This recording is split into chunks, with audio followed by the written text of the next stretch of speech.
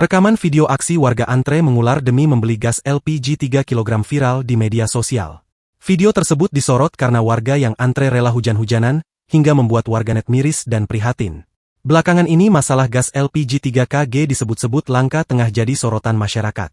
Hal itu menyusul kebijakan pemerintah soal gas LPG 3 kg yang hanya dipasok ke pangkalan gas resmi Pertamina. Pengecer seperti toko atau warung kelontong tidak diperbolehkan menjual gas LPG 3 kg tersebut. Akibat kebijakan tersebut membuat kelangkaan gas, hingga antrean warga membeli gas LPG 3 kg hampir di setiap wilayah. Seperti yang beredar dalam video viral, antrean warga mengular membeli gas LPG 3 kg ini, hingga rela hujan-hujanan. Video tersebut viral dibagikan akun Instagram, undercover.id. Dalam video tersebut memperlihatkan penampakan warga antre membeli gas LPG 3 kg di samping jalan. Para warga itu rela mengantre hingga mengular di sepanjang jalan di depan sebuah masjid besar.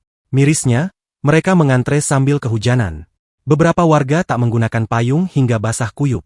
Mereka berusaha tertib demi bisa membeli gas LPG 3 kg tersebut yang tampak tersedia di sebuah truk Pertamina.